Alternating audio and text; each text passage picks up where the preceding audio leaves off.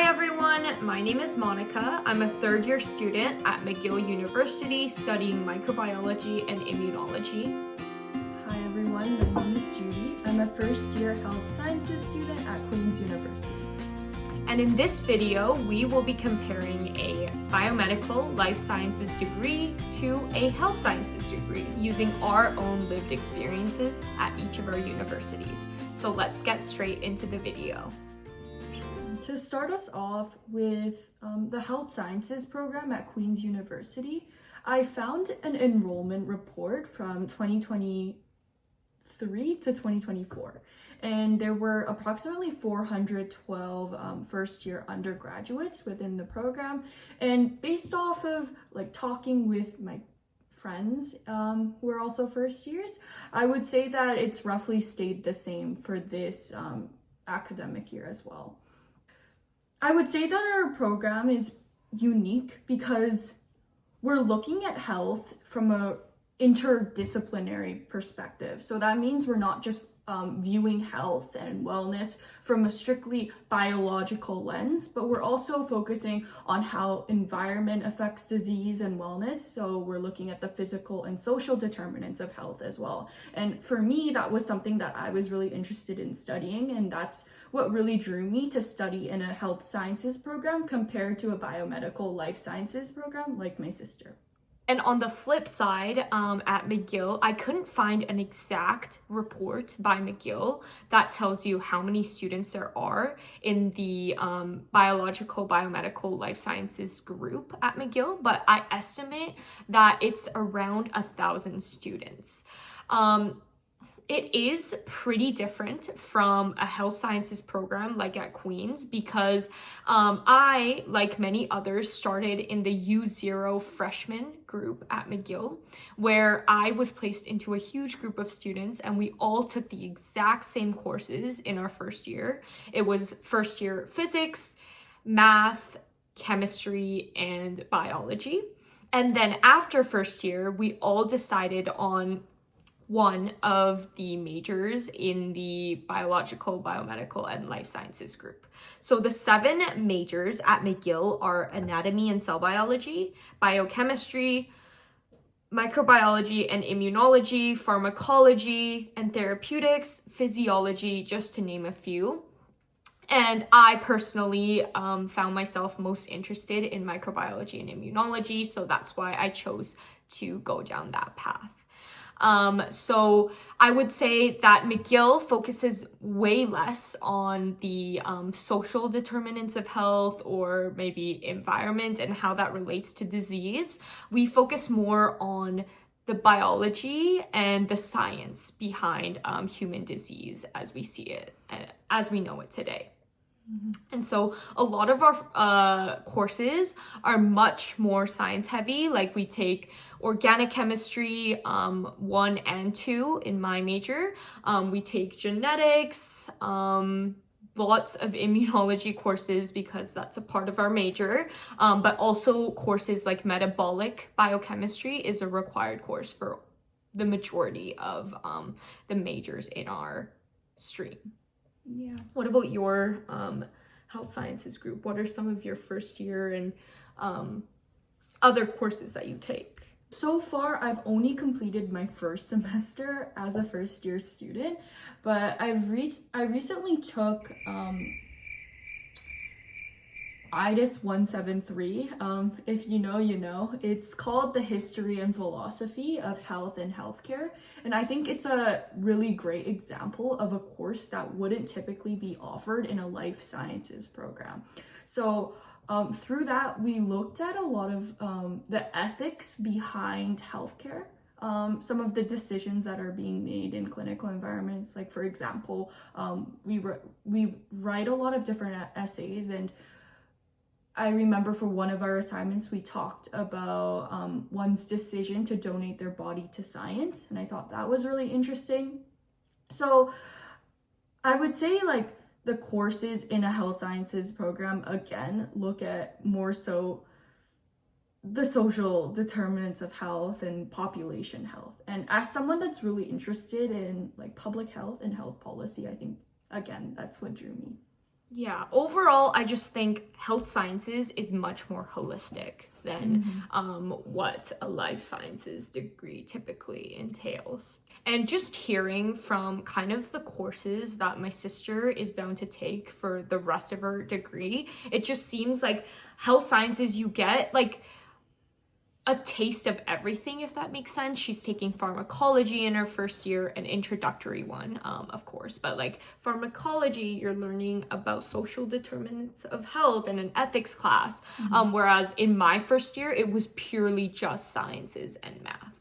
And we were in kind of huge classes with hundreds of kids in one class and one prof at the very front. And even with focusing your degree, I think it's really important to keep in mind that a life sciences program like the one that Monica's taking, everyone specializes in a really specific part about biology, versus in a health sciences program, at least here in Queens, a lot of people are just studying health sciences.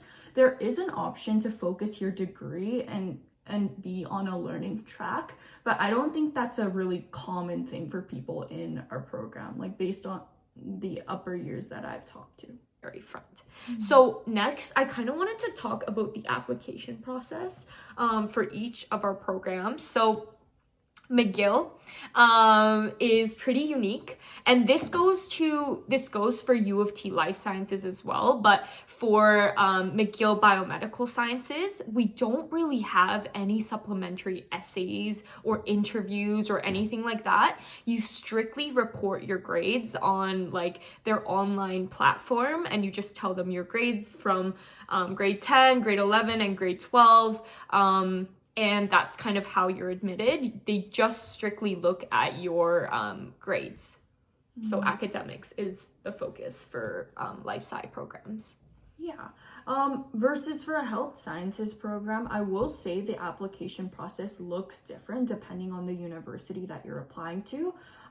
For Queen's University, I remember that I wrote, I think 1 or 2 essays, and they were timed. So there was like a timer running on my computer screen. That's scary. And you're given a certain amount of time to brainstorm, and you can write on a sheet of paper, and then you like type it out.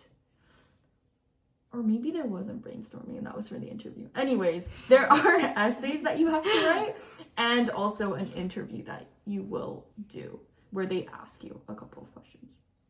And were you talking to a person, or was it just to a camera? Yeah, that's a good point.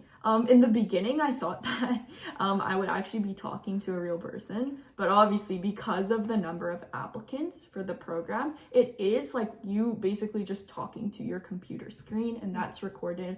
And I believe a lot of upper year students help with the reviewing of the applications and the videos and the interviews. And so someone from Queens will be looking at those recordings for your interview. Yeah, and I know you also applied to Mac Health Sci, right, Judy? So could you just briefly talk about what the application looked like for that one? Yeah, I have to say I don't remember every single detail, but again, there is a heavily weighted supplementary application. So I think just in general with health sciences, there is a supplementary application, while with life sci, it's just strictly sending out your grades. For Mac, I believe I wrote 3. I think 2. Really?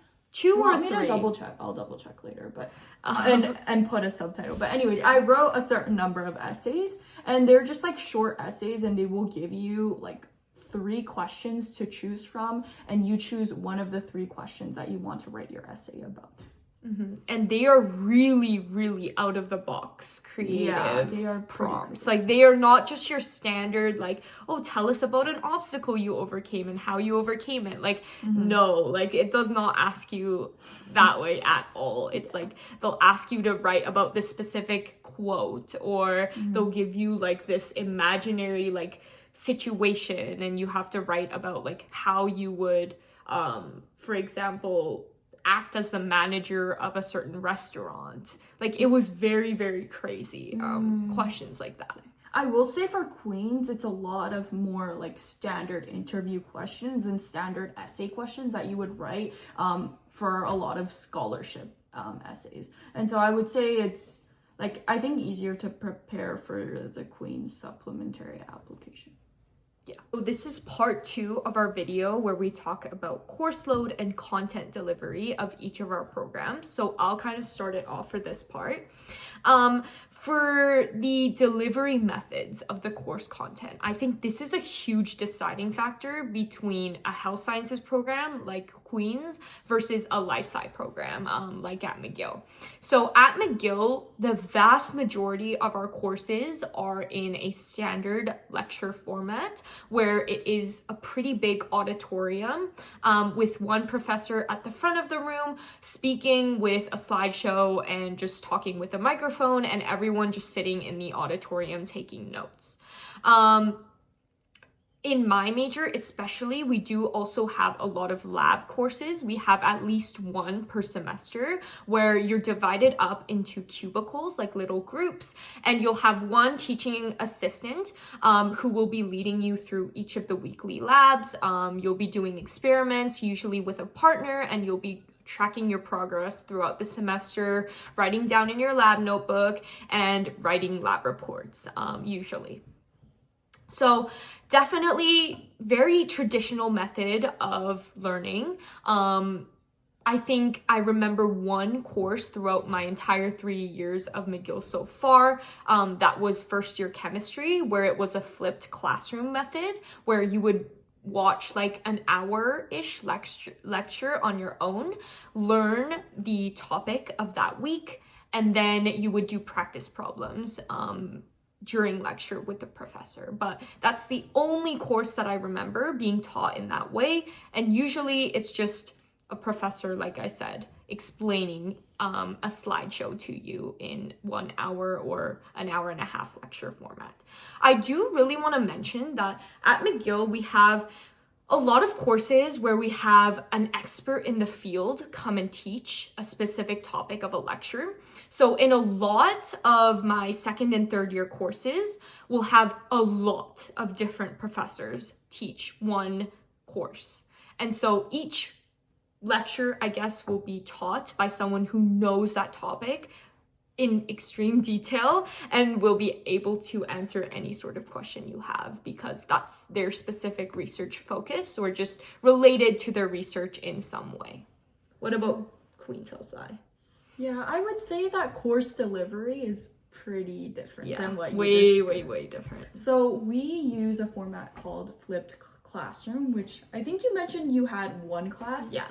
For health sciences students, all of our health sciences classes are actually delivered in this format, where basically you are given a module every 2 weeks, and it can range from, I think, being 30 pages. Like if this was a PDF document, it could look like 30 pages to all the way to 80 pages. Whoa. And so it really depends on like the week and what content you're learning. But anyways, you are given a module where there are a lot of writing, diagrams, and charts, and basically it's like the course material, of course, but the professor isn't the one teaching it. You're actually teaching yourself, and it's at your own pace. So the professor will typically write announcements on, like, I guess the university equivalent of a Google Classroom, and they'll write announcements of where you should be within the modules, and it's up to you to follow that.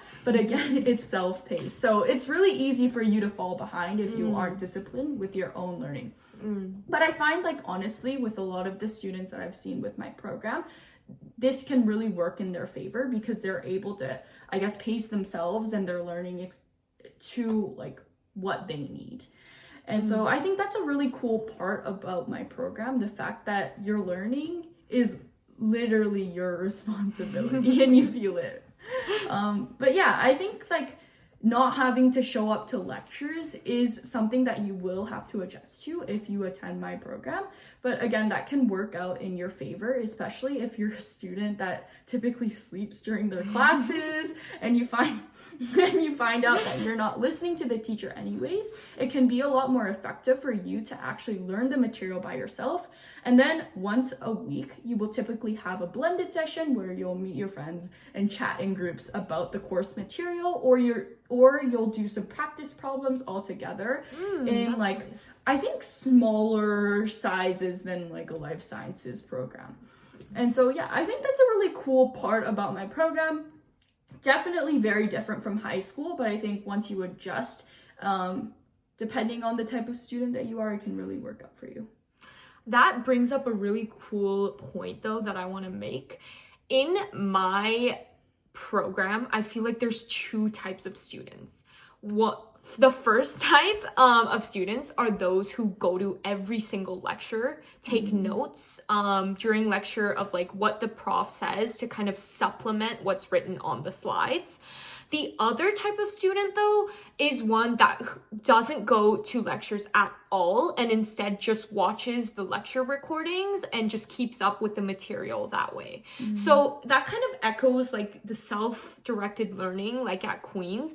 I feel like both types of students exist at McGill and both do equally well. Like I don't think that the students who don't go to lecture and instead watch the lecture recordings are like 100% like worse academically at all. Like as long as you have the discipline to be keeping up with those lectures and you're actually actively listening while you're watching the lecture recordings, I think you can definitely succeed in either method. That's interesting. That's a good point to bring up, actually, because I would say like for Queen's Health Sciences, you really do need to be an independent learner. And if you're a high school student watching this right now, and you're the type of student that really needs the professor to, I guess, hold your hand, this might not be the program for you, because everything will be up to you on exactly how much content you want to cover for that week. If you want to leave things up to the last minute, and how you want to teach that module to yourself, it's really up to you.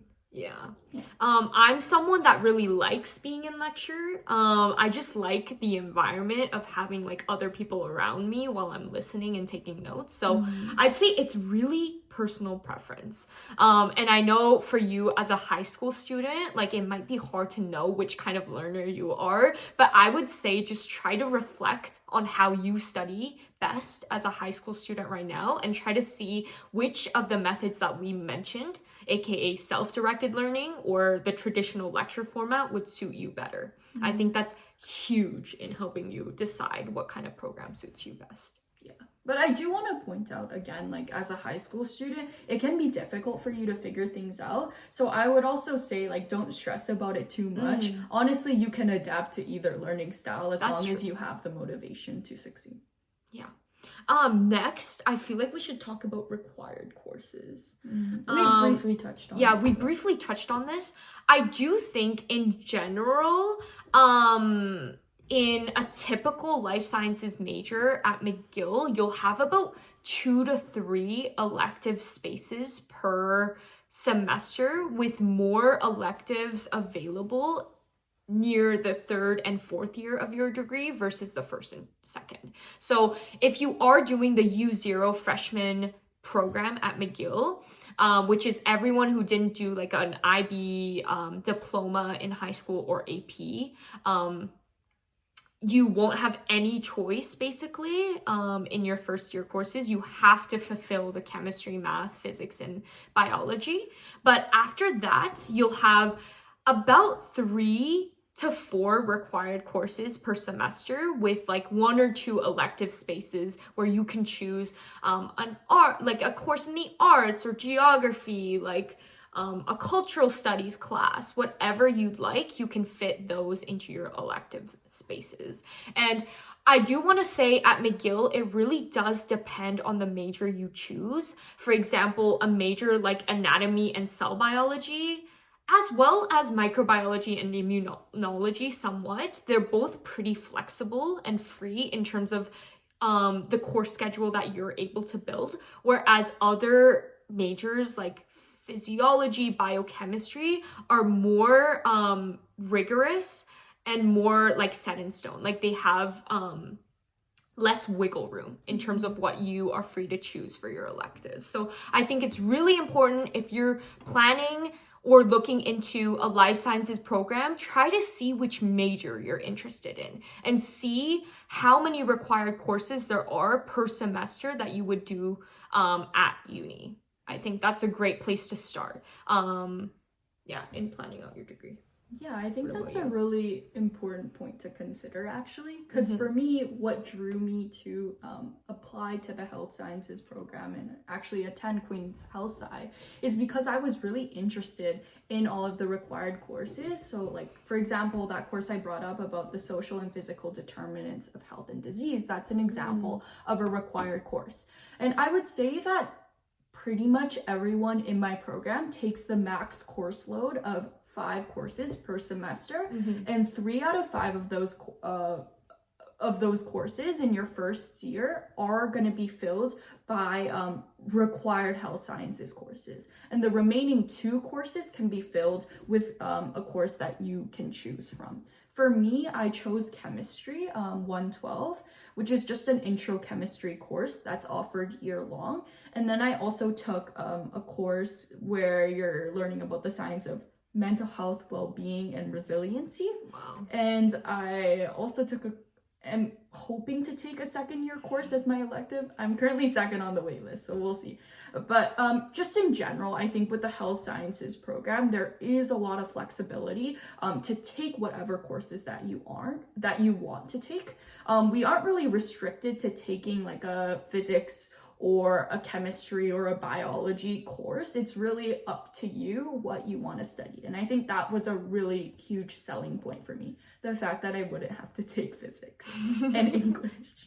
Yeah, that's also a great point that we need to discuss, because at McGill, you are required to take some of these first year classes like calc and physics, which are known to be GPA killers or GPA droppers, where they are typically like in like a class of like 700, 800 students, and it's pretty hard to get one-on-one help during these classes. So it's very easy to fall behind and to feel lost, because you do review some of the concepts that you learned in high school, but then you go on a much deeper level than you did in high school. So you'll build on those same concepts and just try to understand them on a much, much deeper level.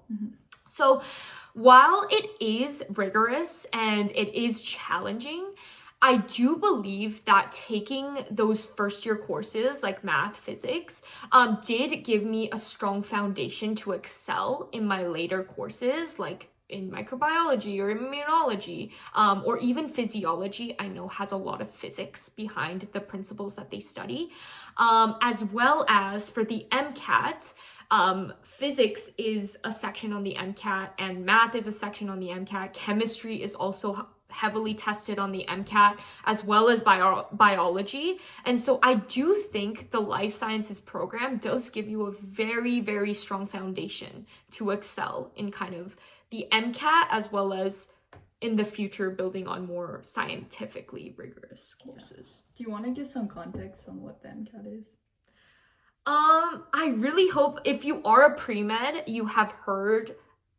Maybe you haven't, that's okay too, but the MCAT is a mandatory required test. It's a 7.5-hour test that you have to take as a pre-med. It's required for every single med school in Canada, except a few, like U Ottawa, TMU, and SFU, which is a new med school coming this cycle or next cycle, I think, in 2026. But basically it has 4 sections. It has psychology, sociology, it has math and physics section, it has a biology and biochemistry section, and then it also has a CAR section, a reading comprehension section. So like, I do think that you need those foundational math, physics, chem, bio, like principles to kind of succeed as a pre-med. But at the same time, I do acknowledge that you can self-study those sections of the MCAT. So just keep in mind that like if you go into a life sciences program, you'll already have a very strong foundation in each of those sections of the MCAT. So you may need a little bit less time to prepare. But if you're in a health sciences program like Judy, you don't need to worry too much because you can study. You can self-study those sections during the summer before you take the MCAT.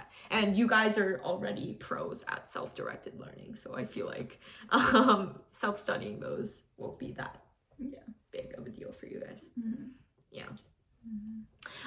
In terms of required courses for my major though, like later on, like second, third, and fourth year, we have to take organic chemistry 1 and 2, genetics, metabolic biochemistry is one that I mentioned earlier. We have to take cell biology as well, immunology. So it's a lot more like science focused, like not looking at like social determinants of health or ethics, for example.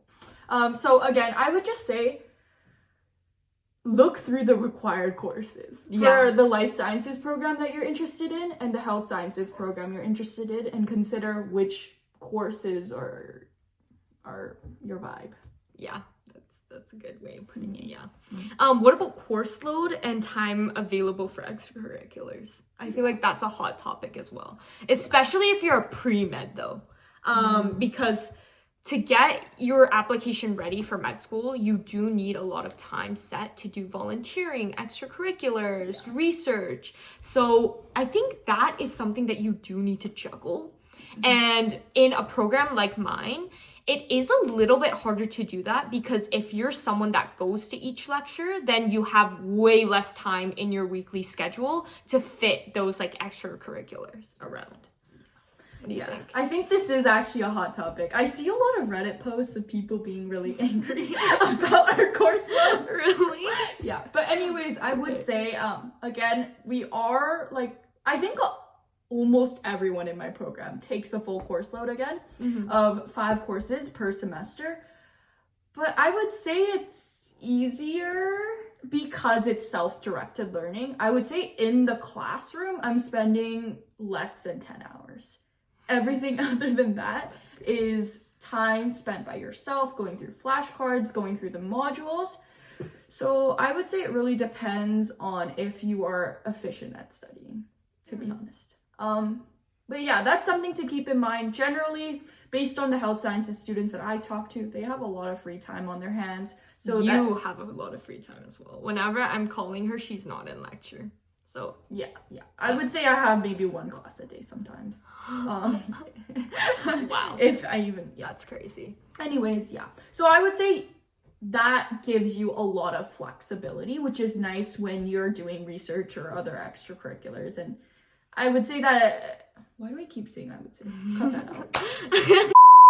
But yeah, that does give you a leg up in medical school applications. I think so. Yeah, I agree. I personally agree with that. Because in a typical course at McGill, you have 3 hours of lecture per week. So if you times that by 5, which is a typical course load, then you have 15 hours of lecture content per week, which kind of does add up. So important to consider.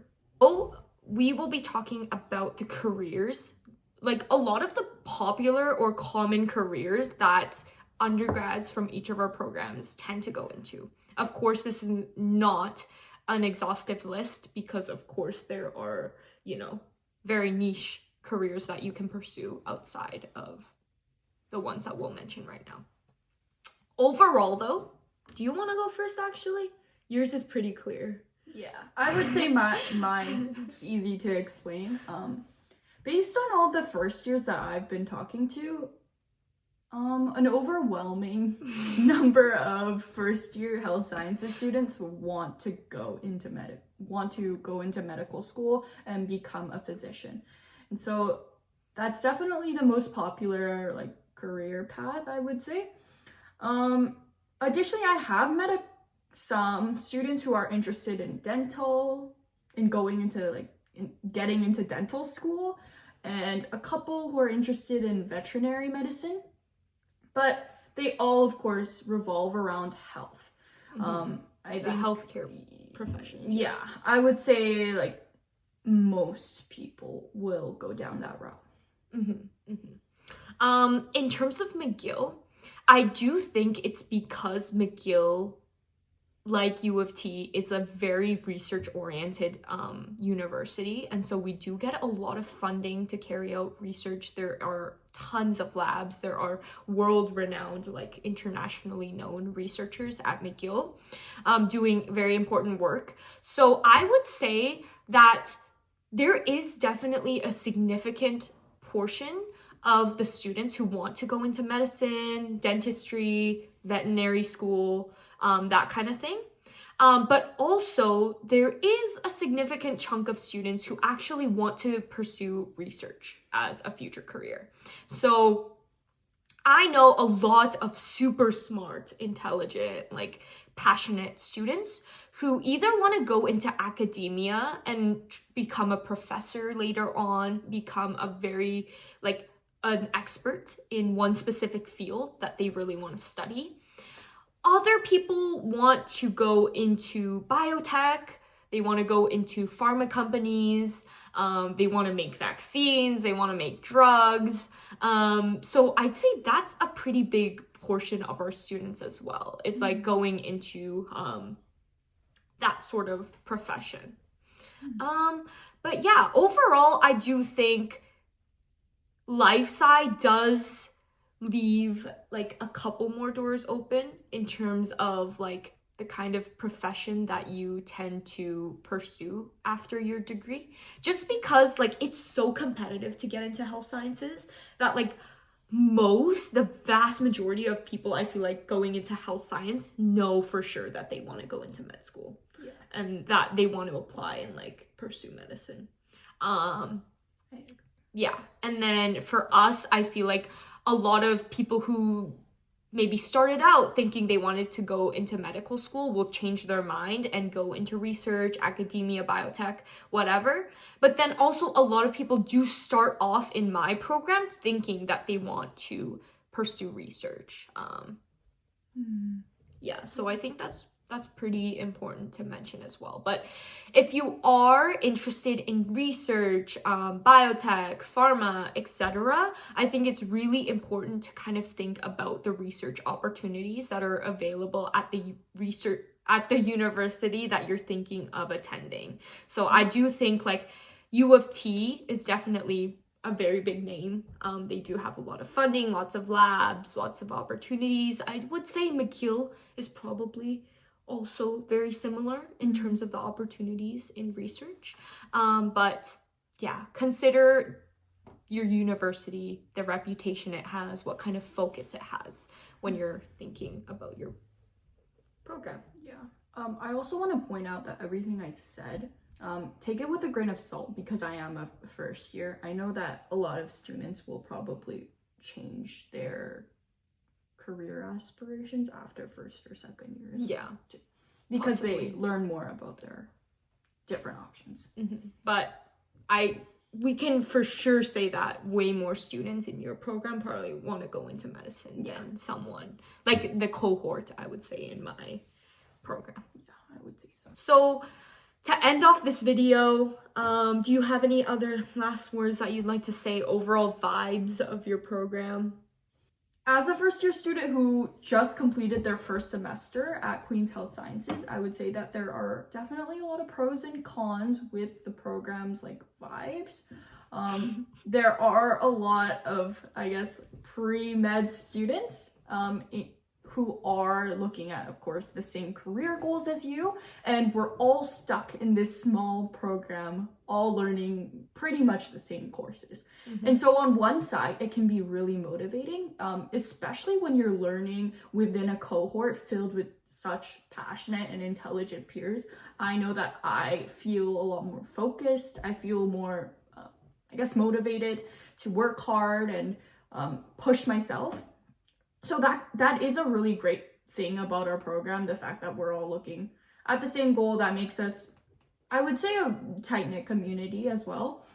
But on the other hand, it can also create a competitive atmosphere that can sometimes feel toxic. So I would say just make sure to find your group of people and find a group of friends that will support you, and you will do the same for your friends. And trust me, there are people like that still within the program. So just find your right group, and I think that those issues are less apparent.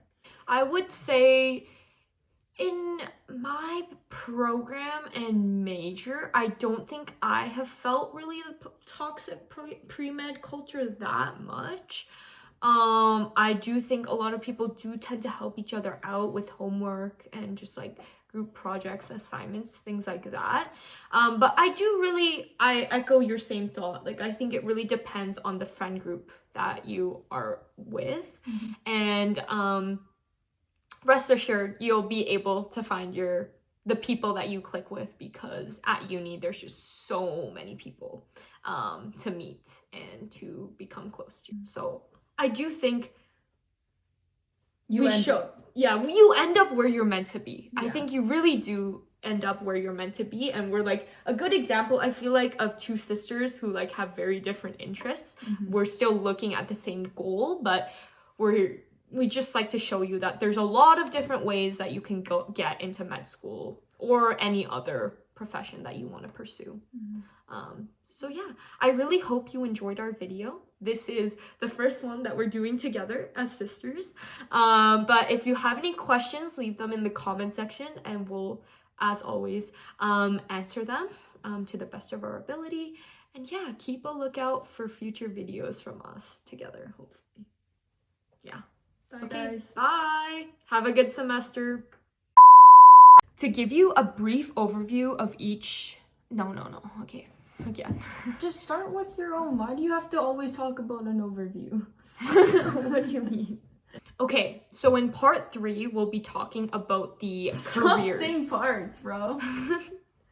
Just start it normally. No. I think with my program, it's really you take as much as you want out of it. Or what's the saying? You take as much as you put in? No, you get out as much as you want. Or I don't know, dude. I don't know. Okay. Cut.